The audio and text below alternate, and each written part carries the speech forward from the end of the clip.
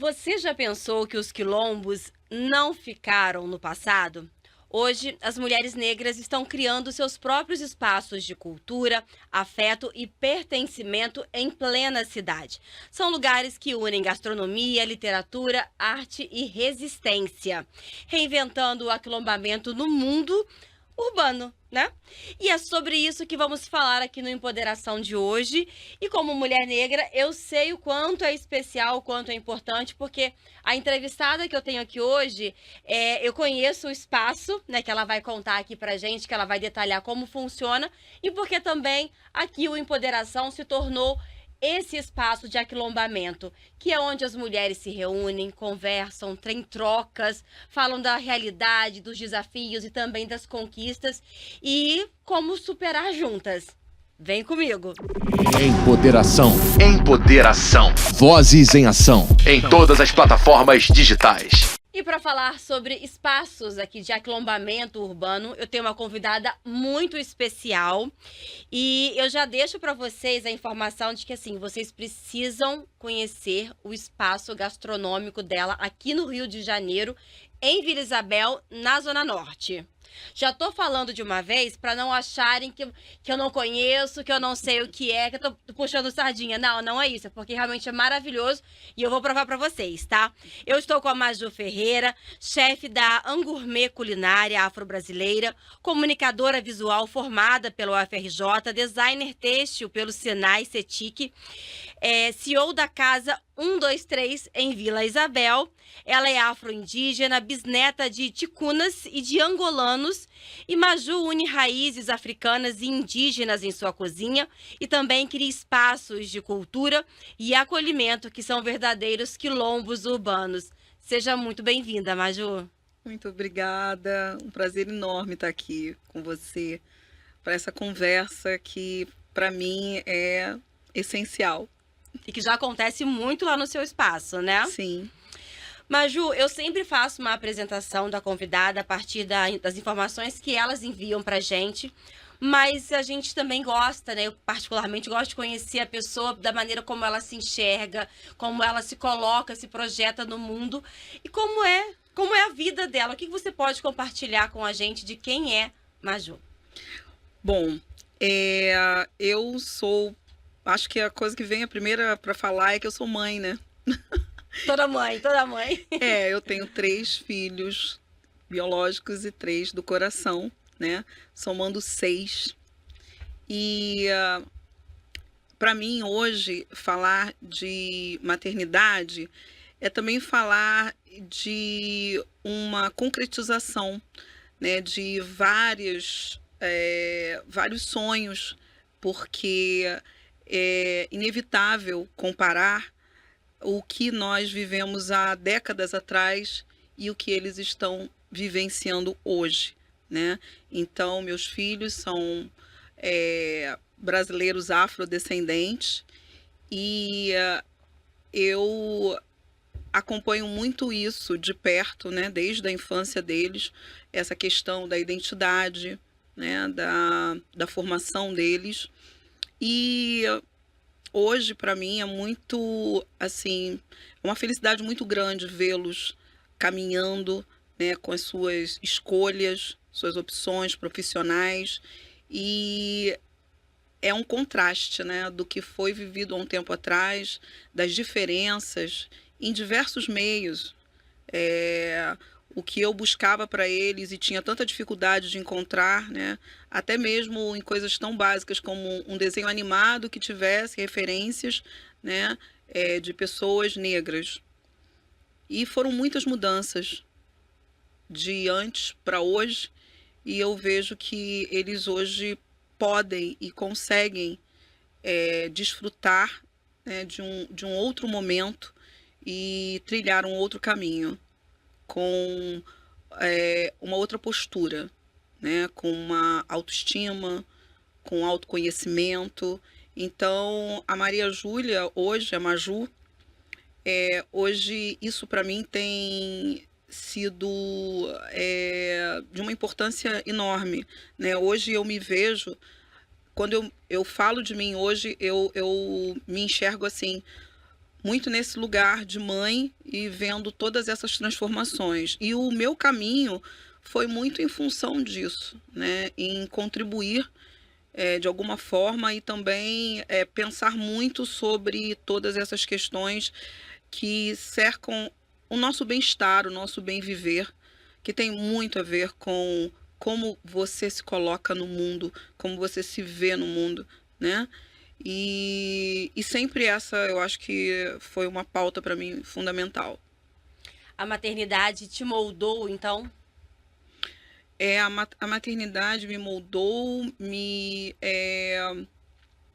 despertou para muitas coisas e também permitiu com que eu efetivamente aplicasse, né, muitas coisas que eu tanto sonhei, quis, né, e que eu pude, acho que de alguma forma contribuir na formação dos meus filhos, né, nessa identidade deles, na construção, né, dessas pessoas, né, que hoje estão aí criando, porque eu tenho uma filha que é designer também, né? Sua mãe. E ela trabalha com cultura afro-brasileira, né? A Juliana, ela tem um potencial incrível e já tem um trabalho muito consistente, né? Muito maduro e um currículo fantástico. Tenho meu filho, o Vitor, que trabalha na Farm e também no Centro Afro-Carioca de Cinema, né? Eles são sobrinhos netos do Zósimo Bubu. O João Vinícius, meu filho caçula, ele é músico, trabalha com o BK, trabalha com vários expoentes aí da música brasileira, vários jovens talentos, e o BK agora foi indicado ao Grammy, né, também. E ele faz parte dessa equipe maravilhosa. Tem o Júlio, que é o mais velho, que tem uma capacidade incrível, ator, apresentador, né? Tem uma página que ele apresenta assim, vários conteúdos importantes, engajados, né? Aí tem a Aline, que é uma filha que veio recente, assim, há pouco tempo, e o Pedro, que navegam nas mesmas histórias, né? São todos, assim, muito ligados, né? Se complementando, se fortalecendo. Então, uma experiência incrível para mim. Eu acho que é interessante. Quando você me pergunta sobre a minha trajetória, eu não tem como. É a maternidade que te define. É a maternidade. Bom, Maju, a gente vai falar sobre quilombo, né? Sobre quilombo urbano. A gente aprendeu lá atrás na escola sobre o que é o quilombo. E estamos reconstruindo hoje, né? Hoje, nos dias atuais. E o quilombo, de fato, era um espaço onde os negros se encontravam, moravam. Ali eles tinham segurança, geralmente liderança, tinham conforto, né? Digamos assim, o conforto de estar em grupo. Uhum. E hoje, o que é um quilombo urbano? Sim, eu só queria fazer uma pontuação sobre o que aprendemos na escola, né? Na verdade, pouco se falou sobre o quilombo e o que de fato representava e representa esses espaços. Tanto que eu acho que a sociedade, ela tem muita dificuldade ainda hoje de entender, não é, qual é a representatividade de um quilombo, o que significa historicamente o quilombo e o que significa para uma sociedade ter um quilombo hoje vivo, pulsante, presente, né, nos dias de hoje. Vamos dizer assim, um pedaço da história que caminha e que você tem oportunidade de conhecer, né, e de ver todo esse processo acontecendo naquele espaço. É uma aula de história, um quilombo, né? É a história viva, presente ali. Mas eu acho que em relação à escola tradicional, pouco aprendemos sobre isso. E hoje, quando a gente traz esse termo, um quilombo urbano, eu acho que é exatamente essa referência de um espaço de resistência, não é? Quando a gente fala de resistência, essa palavra que a gente usa tanto, mas o que significa isso de fato? Não é? É você manter a sua identidade. A palavra identidade, para mim, ela tem uma importância muito grande, porque eu tive que ir em busca dessa identidade, né? Sendo de uma família multirracial, chegar um momento em que você precisa entender quem é você. Quem é você nas suas características físicas, né? Nas suas características culturais, e isso é identidade. Então, hoje, um quilombo urbano, ele se trata de uma reunião dessas manifestações culturais, dessas manifestações de identidade e de encontro de pessoas que convergem para essas mesmas ideias, né, e referências. E acho que, como eu falei sobre maternidade e sobre o que os meus filhos hoje vivem, eu acho que hoje a gente tem isso acontecendo de uma forma mais, vamos dizer assim, generalizada. As pessoas alcançam isso. E a internet nos auxiliou muito nisso, né? Porque eu lembro da época que éramos militantes e não tínhamos a internet. E hoje a internet, ela realmente potencializa de uma forma muito positiva tudo isso. Ela aproxima, dá visibilidade. Sim, seria isso, dessa maneira que você entende, que se refere à causa? Porque até mesmo para você divulgar eventos, né, divulgar espaços, eu venho de uma época que a mídia era paga, né, era o jornal, ou então era aquela coisa do boca a boca. E hoje, com a internet, a gente consegue replicar de uma maneira, um alcance maior, né? E mais fácil, com certeza. A internet ajudou muito todo esse processo também. E o que é a Casa 123? Então, a Casa 123, né? A Casa 123, um acontecimento em plena pandemia, né? Mas ela surge de de uma outra questão. Eu sempre trabalhei na área de design para projetos cultura negra aqui no Brasil. E já cheguei até a trabalhar para um diretor de arte do Spike Lee. Então, o meu início de carreira foi focado na área de comunicação visual, né? O termo usado era esse, e é um termo que eu gosto muito.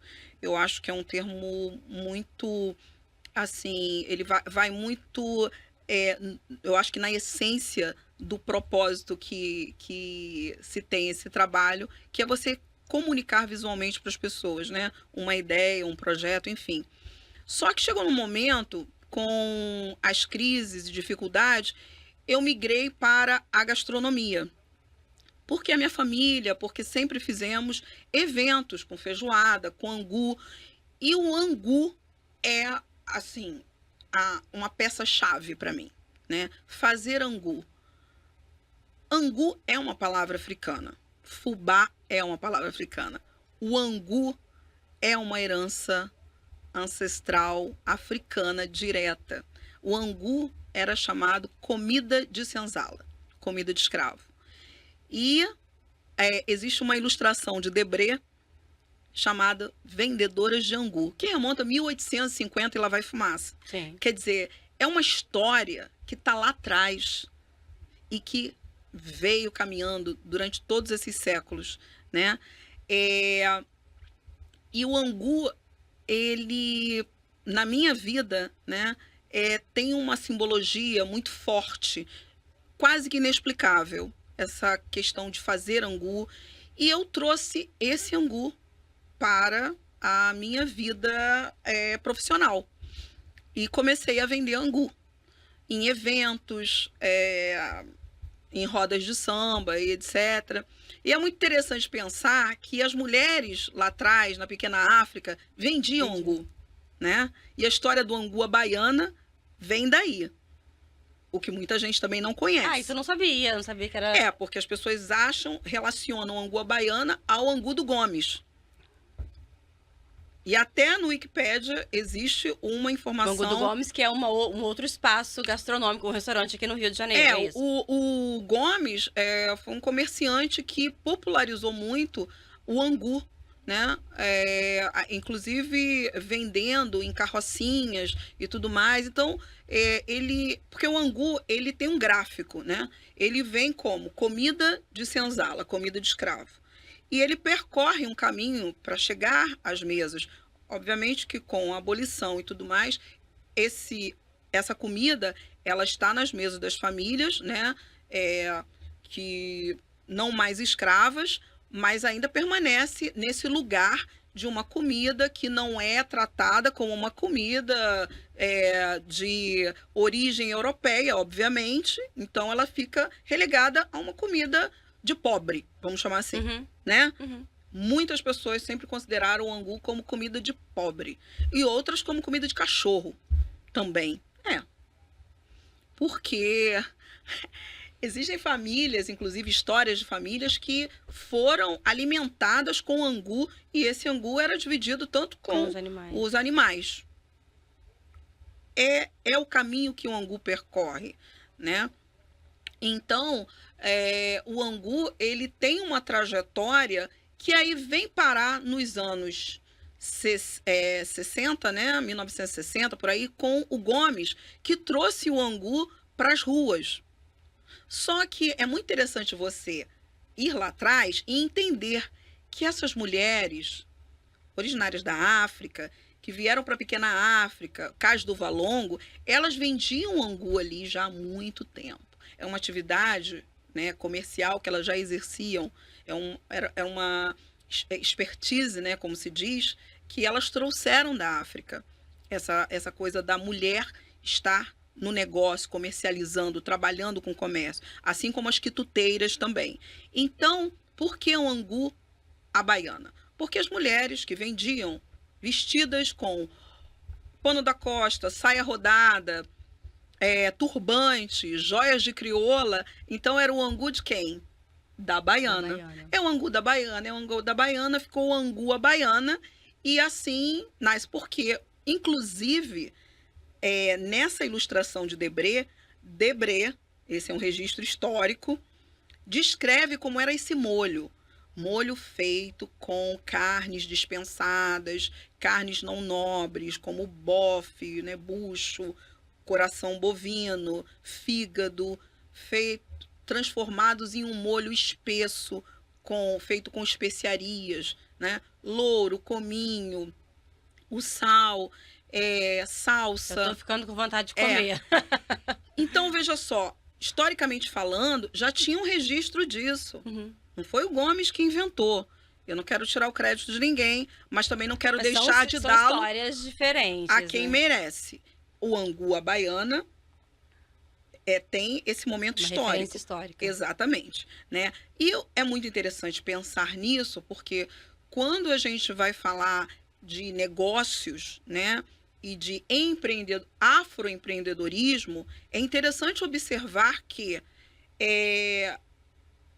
a falta do nosso protagonismo como herdeiros e criadores de um certo produto, um certo fator cultural, e como nós não protagonizamos, no sentido de nós ganharmos dinheiro com o que, né, é nossa herança. Com o que produzimos. Exatamente. E aí você estava falando que a sua história relacionada à Casa 1, 2, 3 veio justamente dessa relação com o angu. Aí, o que acontece? Comecei a vender angu na rua, em eventos, rodas de samba. Só que a coisa de ser ambulante, né, tem uma questão, que é a da imprevisibilidade, né? Então, pode chover, pode não ter o evento, ser adiado, pode ter um outro evento na cidade que esvazia o seu evento e tudo mais. E isso estava me angustiando, estava me deixando muito insegura. Aí eu pensei, eu queria muito ter um lugar. Então, já que tem várias pessoas que fazem eventos, que tal se a gente se reunisse e a gente fosse para um espaço fixo, né? Então, falei com várias pessoas. Vários afroempreendedores, né? Comentei com muita gente e tal. E na época foi complicado, até que surgiu uma oportunidade que foi feito. Só que aí o que aconteceu? Veio a pandemia. E só conseguimos inaugurar o espaço quase que um ano depois de começar uma Nossa, obra. muito tempo. Então, foi inaugurado dia 28 de agosto de 2020, em plena pandemia. O mais curioso é que 28 de agosto foi escolhido aleatoriamente.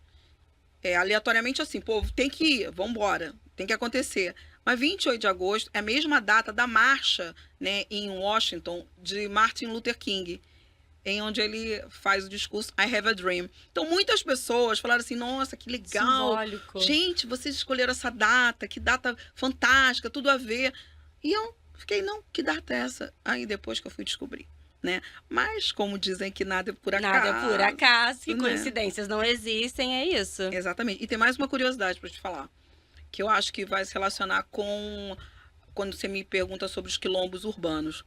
Eu não sabia disso, mas eu, como designer, trabalhei e fiz parte da equipe que compôs ali a exposição, no caso do Valongo, né? Aquela exposição fixa que fica lá. Uhum. Eu, o Cachalote na parte cenográfica, né? A professora Inaê e o João do Afroliterato, né? O professor João.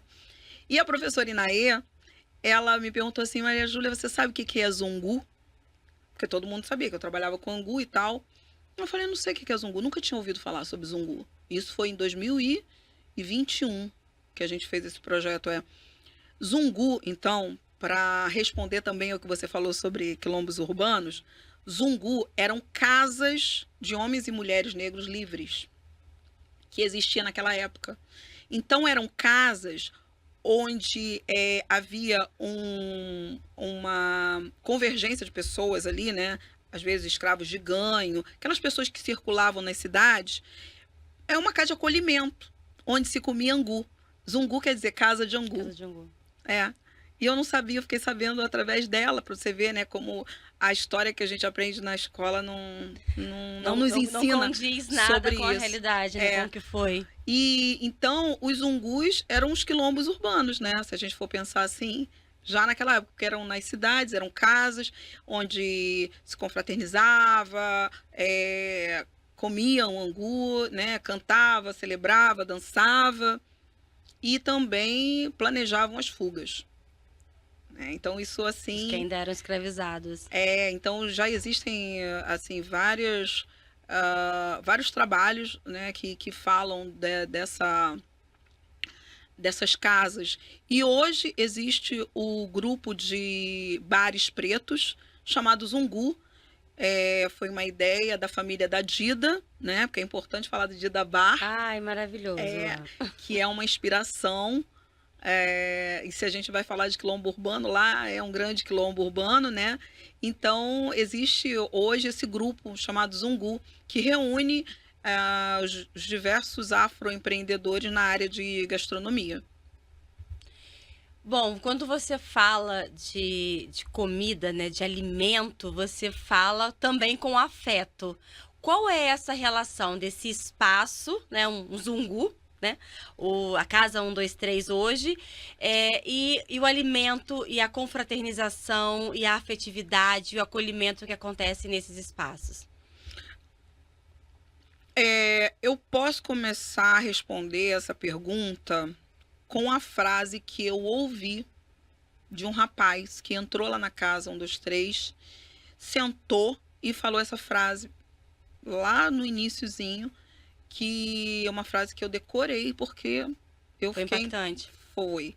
Ele falou assim, eu tenho 34 anos, é a primeira vez que eu entro no lugar e não me sinto expulso culturalmente.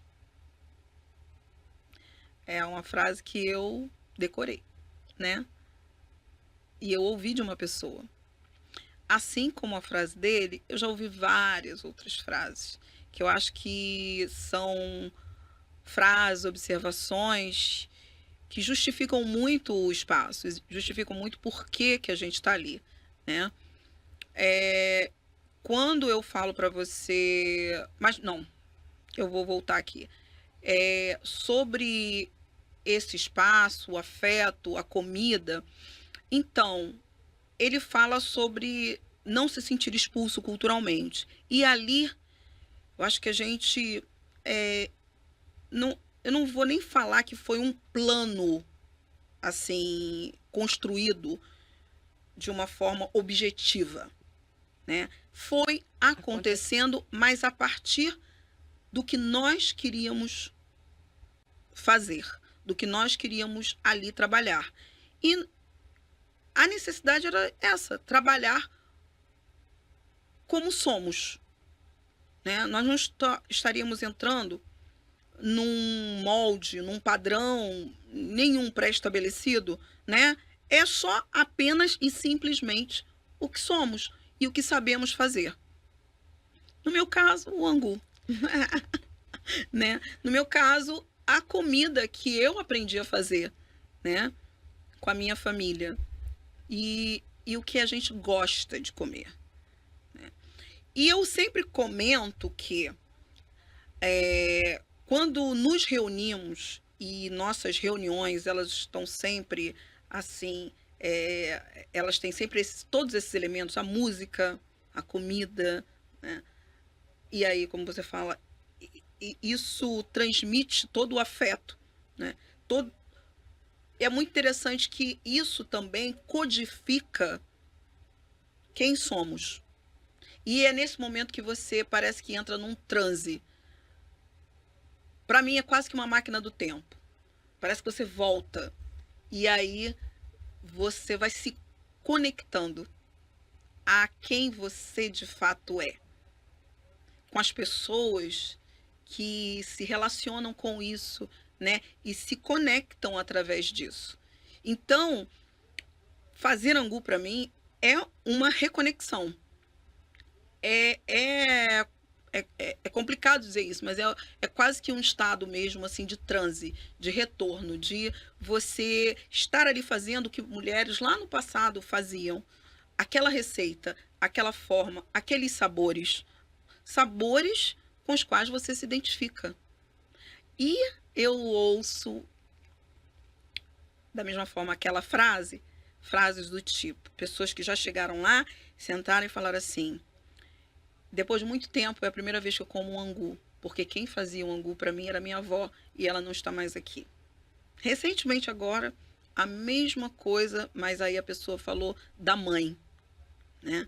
Eu já tive situações assim que eu vivi em rodas de samba, de pessoas chegarem a falar da importância do angu na vida da família. Minha mãe criou os filhos comendo angu, né? E tem uma coisa também curiosa, é que o angu, o fubá, tem propriedades nutritivas muito importantes. E além disso, não tem glúten, que hoje... Excelente! Exatamente. Eu particularmente gosto muito de angu, porque eu fui criada também lá em Minas, e lá a gente come ali no dia a dia, né? Eu sou filha de mineiro, Filha né? de mineiro também, então assim, com couve, a gente tá ali sempre com angu. E é isso, a minha mãe, né, que é minha avó, já é uma senhora de 86 anos hoje, o angu sempre esteve presente, porque a nossa origem é uma origem humilde. E ela sempre comeu, assim, nos momentos em que não tinha uma refeição muito robusta, ela sempre ficava ali com o angu, misturava com as outras coisas. Então, ela comia na panela mesmo, sabe? A gente comia no prato. E ela tinha uma outra relação que agora, para mim, faz sentido. Porque ela foi criada pela a minha bisavó, né? Foi escravizada. Então, agora justifica um pouco a história. Faz sentido pra mim. Por que ela tem essa relação? Porque certamente era ali um prato que era muito comum à minha avó, e que foi filha, né, de escravizados, que ela era criança na época. E tinha ali esse prato, o angu, nesse lugar imponente, dentro ali da simplicidade, né, das pessoas escravizadas e depois das pessoas pretas que não tinham trabalho, não tinha emprego, não tinha recurso. E para minha família veio dessa maneira. Ainda hoje ela come, qualquer coisinha ela pega o angu. Você está falando aqui, está sendo para mim também uma catarse, assim, uma volta histórica praticamente, para poder entender a importância desse alimento que eu sinceramente desconhecia, todo esse aparato histórico, né? E importante que esse alimento tem e que hoje é de conexão lá na casa 1, 2, 3. Sim, e nesse contexto, por exemplo, a escolha dos utensílios, a gente serve o angu em cumbucas de barro, né? Inclusive, essas cumbucas vieram de Vitória. Até tenho que novamente, porque tem uma história também, né, das panelas de barro lá em Vitória e tudo mais, no Espírito Santo. Toda essa logística que a gente tem para servir também tem a sua simbologia, né? Não comer num prato comum, né? Ou é cerâmica marajoara, ou é cerâmica de barro, ou melhor, os potes de barro, ou é aquela cerâmica marrom também. Então, são informações, né, que elas estão ali, todas alinhadas. Não dá para mim, pelo menos, né, como até comunicadora visual, servir um angu assim de uma outra maneira, sabe? Então a gente tenta ter todas essas informações também relacionadas. E aí vem os outros pratos. A gente também tenta amarrar todos eles com o fubá. E há aqueles, né, que também são da culinária afro-brasileira. E é interessante falar culinária afro-brasileira, porque, por exemplo, o restaurante da Dida é culinária africana. Está muito calcado na culinária africana. Lá você vai encontrar realmente receitas africanas. No nosso espaço é a culinária afro-brasileira, porque é aquele momento que os africanos aqui no Brasil fizeram uma readaptação, né? Eles tiveram que substituir alguns ingredientes. O angu, por exemplo, em vários lugares da África, ele é uma papa, né? A família das papas, como é, por exemplo, o bobó, o vatapá, o pirão. Então, são as papas, muito comuns na cultura africana no geral, no continente africano. E aí, por exemplo, o angu, ele tem uma origem na papa de inhame e de banana da terra. E aqui se adapta ao milho. Mas aí você vai encontrar um prato semelhante, né, em Angola também. Maju, a gente está falando do alimento, do espaço, como local de afeto, de encontro, você mesmo citou a frase, né, de uma pessoa que foi lá conhecer o local, a casa 123, e disse que era a primeira vez que ela não se sentia expulsa culturalmente, né? Uhum. O que representa para você, enquanto mulher preta, enquanto mulher empreendedora, ter o espaço, assim como o seu, e você fala abertamente sobre o da Dida, e tem outros que você conhece, né, que são quilombos urbanos também. O que esses espaços representam para a sociedade, para o povo preto? Então, além da Dida, né, nós temos outros espaços, como a Casa do Nando, como a Casa Savana, né? Temos a Chefe Dandara, temos o chefe Wagner, temos o chefe Big do Borogum, temos o Molocum, temos o Agô, agora com um outro empreendimento chamado Patuá. Então, assim, o Rio de Janeiro, ele começa a ter, e eu posso estar faltando de citar outros, né? Mas é tão importante que tenha tantos assim. E eu digo isso por quê? O que isso significa? Uma coisa que eu sempre falo: o Rio de Janeiro é uma cidade calcada na cultura negra. Os maiores momentos do Rio de Janeiro acontecem com a cultura negra, o carnaval, o samba. O Rio de Janeiro é reconhecido internacionalmente por essas características, por esses fatores. E na gastronomia, a gente tem a feijoada. E na bebida, a cachaça, na caipirinha, né? Tudo isso relacionado à presença negra no Rio de Janeiro. Mas, infelizmente, nós não protagonizamos, né, até certo momento. E quando eu falo protagonismo, eu estou falando realmente de estar à frente de negócios, estar em lideranças, estar também numa relação econômica que represente essa importância. E nós não estávamos até então e continuamos ainda na lanterna ali, atrás, né? Por quê? Já que a gente está falando sobre empreendedorismo e você fala como ser humano, é difícil, por isso tudo. Porque aí, na lógica, na realidade, né?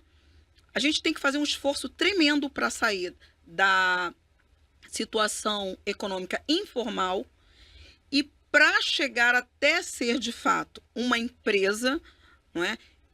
E ter recursos para ser essa empresa. Existe um gap, né? Uma distância muito grande entre ser herdeiro e você ser um afroempreendedor. E historicamente falando, é muito simples. Eu, quando participei de um evento gastronômico, que acontece todo ano no Brasil, num evento, aí as pessoas chamavam, vou ser bem assim, ilustrativa.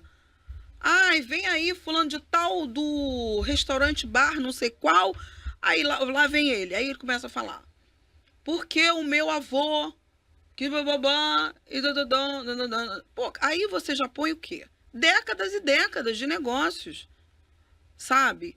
Que vem já numa trajetória de business lá de trás, sendo o quê? Donos. Então há uma diferença muito grande. E aí eu acho que eu não estou nem pleiteando nada, porque a estrutura que a gente vive, se a gente depender de algum tipo de consciência, de algum tipo de postura do Estado, aí a gente não faz nada, né? Mas é muito complicado não se dar a importância que esses espaços têm para o Rio de Janeiro continuar sendo uma cidade vista como é. Agora, o Carnaval é um grande exemplo disso. Se você for observar quem são as lideranças do Carnaval, não são as pessoas que criaram o samba, não são as pessoas que criaram as escolas de samba, não são as pessoas que foram... Não são os herdeiros daqueles que lá atrás foram presos porque eram sambistas, né? Não eram sambistas, eram vistos como marginais, sabe? Não são os herdeiros. Ou melhor, os herdeiros continuam, de repente, ali, e muitos até empurrando os carros alegóricos. Eu não gosto de ir a desfile de escola de samba. Eu não gosto de ir.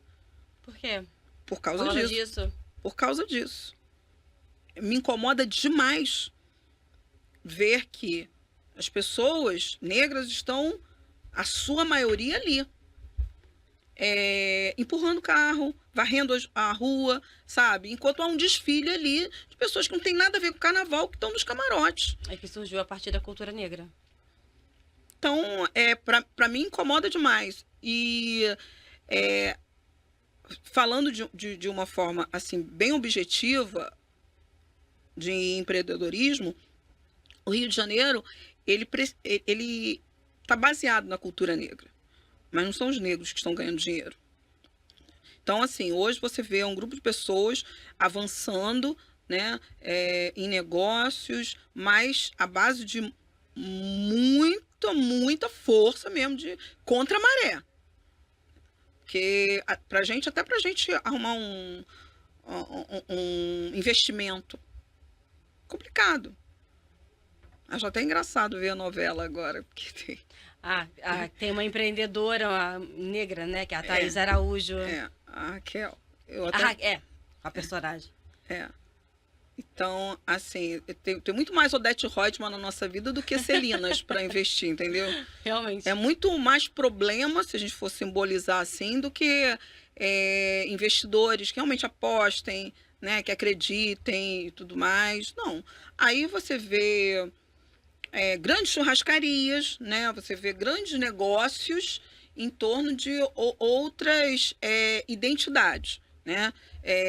Redes de restaurantes e tudo mais, mas você não vê esse tamanho do afroempreendedorismo no Rio de Janeiro. A gente não tem passado para isso. Eu não sei a quantas gerações vai demorar ainda para a gente ter algo nesse formato, entendeu? Nesse nível, assim, econômico. né? Agora, Maju, a Casa 123 já tá desde 2020, né? Completou 5 anos. 5 anos agora. Começou justamente no momento muito difícil do mundo, né? Não era Sim. nem uma situação só nossa, mas como todo preto e como tudo ligado à questão das pessoas negras, resistiu. Resiste. É um espaço hoje de encontro, de troca e, como você disse, onde as pessoas se sentem quem elas realmente são ali na sua essência, um espaço de troca. O que isso contribui aí para... Você está trazendo essa questão da dificuldade do empreendedorismo, né? O que esse espaço, esse encontro, essa troca, essas pessoas juntas lá na Casa 123, na Dida, lá no Molocum, o que isso contribui para o empoderamento do povo preto? Queria também ressaltar, para responder a você, que lá na Casa 123 a gente tem a Kitabo, desde o início conosco, né? Kitabo Livraria Negra. Tem um site, Kitabo Livraria Negra. É a livraria da Heloísa Marcondes e da Fernanda Felisberto, né? 2 mulheres negras empreendedoras que começaram isso lá atrás, em 2004, esse projeto. Eu que fiz o design da identidade visual delas, então isso foi bem lá atrás mesmo, né? E esse é um dos elementos que formam a Casa 123. E temos lá também, atualmente, a grife Afrobásico. Já tivemos outras parcerias lá dentro, né? E hoje nós temos essas 2, além de obras de arte do artista plástico Steve Allen, que é de Atlanta, grande amigo nosso. Nós temos lá vários quadros dele também. Temos obras da Juliana, minha filha, né? Ju Barbosa. E então tudo isso agrega e traz esse caráter cultural do espaço, assim como acontece lá também o Cineclube Atlântico Negro, do nosso querido amigo Clementino Júnior, né? Filho da dona Chica Xavier e do seu Quelé, de uma família que tem uma proeminência cultural incrível, né? Todo mundo nessa família tem uma contribuição muito grande para a cultura brasileira. Então, assim, é um espaço onde acontecem lançamentos de livros, onde tem o cineclube, onde existem essas reuniões promovidas por professores, professoras, psicólogos e vários encontros. E isso fortalece, que foi a tua pergunta, porque é um espaço que tem essa característica para receber todas essas manifestações culturais. É um espaço que não é um espaço grande, não é um espaço luxuoso, mas tem, como eu digo, a estética que dialoga conosco, né? Que você entra e você se identifica, porque propositalmente tivemos que usar elementos assim até para driblar a falta de dinheiro, né, na composição de móveis e tudo mais. Os móveis, as mesas que tem lá, que não são as mesas de empresas de cerveja, né, que a gente também tem, mas as que nós temos lá foram construídas por nós, com peças compradas em ferro velho, né, de descarte de mesas de outros restaurantes, que aí a gente fez uma outra composição. O que isso tem a ver também com a gastronomia afro-brasileira, que se baseia no reaproveitamento, né? Então, na cultura afro-brasileira, você também tem uma questão da sustentabilidade, porque a gente reaproveita material lá também. E então tudo isso cria um espaço de referência onde você entra e você se vê. Eu acho que quando a tua pergunta foi como fortalece, né? É porque é isso, você se vê ali dentro. E a equipe, que é toda formada, né, também por brasileiros afrodescendentes, e temos também em nossa equipe o Mohamed, que é africano, é do Senegal, que é também uma troca muito interessante que a gente estabelece lá dentro entre culturas, né? Então, eu acho que essa atmosfera, esse cenário onde você entra e você se vê. Que vai cair lá naquela frase que eu falei inicialmente, né? Que foi dita lá dentro. E fortalece porque é mais um espaço. Não só para você se identificar, mas também para a gente ver, né, que nós também empreendemos. A nossa cultura vende. Né? A gente se sustenta através dela. Não é só o outro que se sustenta. Porque quando você vê... Eu já trabalhei no Back to Black. Você conhece esse evento, né? Que é de uma produção que vem lá de fora. De Portugal. É gigantesco. Mas as pessoas que são donas dessa marca não são pessoas negras. Eu não estou aqui levantando nenhuma bandeira a ser contra, mas o que eu quero dizer é que aqui, assim, na realidade, né? Como é que a gente se favorece da nossa própria cultura? Como é que... Cadê as nossas lideranças, sabe?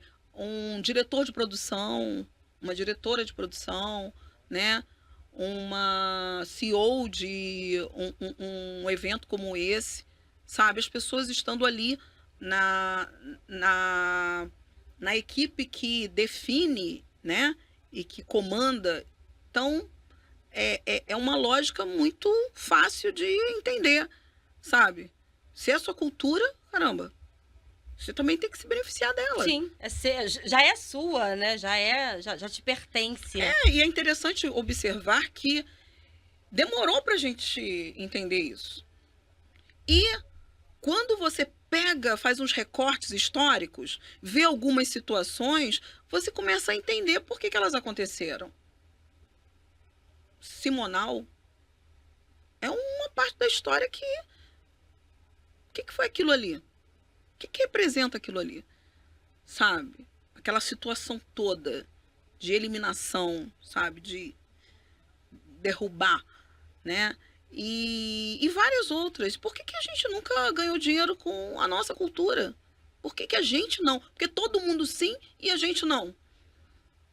Né? Vamos encerrar essa exploração com iniciativas como a sua, como várias outras que trouxemos aqui no programa, de valorização, de reconhecimento, de pertencimento e de muito orgulho da nossa cultura, da nossa força, da nossa potência. E aí eu falo isso porque a gente já está encerrando o nosso papo. Passa mas rápido. Eu preciso muito. Mas eu preciso muito que você, dentro desse espírito de empreendedorismo, sabe, dessa força da mulher preta, da mulher que criou junto com outros parceiros esse espaço, a Casa 123, espaço de aquilombamento, de encontro, que você deixe uma mensagem para outras mulheres que estão ouvindo e que passam por dificuldades, mas querem empreender, que têm esse sonho, que querem construir algo para si, valorizando a sua cultura, o seu fazer, o seu ser preto, ser preta. Ok. Então, a minha mensagem é: queira o melhor. Queira o melhor para você, para os seus propósitos. Foca nisso. A gente, às vezes, deixa de sonhar, deixa de querer, né? Talvez a gente não tenha sido ensinada a querer, a almejar, sonhar, desejar. Então, queira com força e confia no seu propósito. A gente não tem garantia de nada. Faça assim, faça assado, não temos. Cada um vai fazer do seu jeito, da sua maneira e dentro dos seus caminhos, né? As possibilidades realmente a gente tem que criar. Não tem jeito. Sempre foi assim, infelizmente. Não tem jeito, mas não deixe de querer. A gente pode querer, a gente pode desejar também, né? A gente pode almejar o melhor. Então queiram o melhor e façam o melhor. Sempre. A gente estuda, a gente se aperfeiçoa. E outra que eu quero deixar aqui. Por favor. A gente também pode errar. Porque só erra quem faz. Quem não faz, não erra. Então, a gente não tem que acertar o tempo inteiro. Porque errar faz parte. E nós também temos o direito de errar. Não é só os outros, não. A gente também tem. Maju, maravilhoso. Obrigada por essa inspiração, por essa força, por essa troca. Te agradeço muito por ter aceito o nosso convite para conversar. E eu agradeço com também. as pessoas aqui do nosso estado que acompanham o Empoderação. Muito obrigada. Bom, Maju, conhecemos aí Casa 123, Instagram. Fala pra gente, por favor, como as pessoas podem conhecer através das redes sociais, ir ao espaço. Então, é casa com KAZA 123, underline, underline, underline. Mas logo que coloca Casa 123, já entra gente, né? A gente também tem a página da Angourmet, culinária afro-brasileira. Agora, realmente, hoje, eu acho que a página da casa, ela tem, né, uma presença muito grande. E em Vila Isabel, que é um bairro também icônico, né? É um bairro que tem muita história. Acabamos não falando sobre isso. 28 de setembro, que é a rua principal, que vai agora fazer, né, aniversário, 28 de setembro, é a data da Lei do Ventre Livre. A Vila Isabel, ela tem ruas com nome de abolicionistas. Fora a história cultural dela, com a família do Martim da Vila, né? Com a escola de samba Vila Isabel, com os temas todos da escola de samba, Kizomba e por aí vai. Então, Vila Isabel é um bairro que também tem um grande contingente de moradores, né, de pessoas afrodescendentes. O samba está muito presente em Vila Isabel. E então, assim, Vila Isabel é um berço, né? E lá está a Casa 123. E lá estamos nós, junto com tudo isso. Muito obrigada. E deixo para você uma reflexão, tá? Criar um quilombo urbano é plantar afeto, é resistência e é pertencimento, seja na gastronomia, seja na comunicação, seja em qualquer área que você se predispor a fazer. Faça. Siga o conselho aqui da Maju, faça. Sonhe, não hesite. E errar vai acontecer. Mas olha, lá na Casa 123 você pode se aquilombar, tá? Tchau, até o próximo.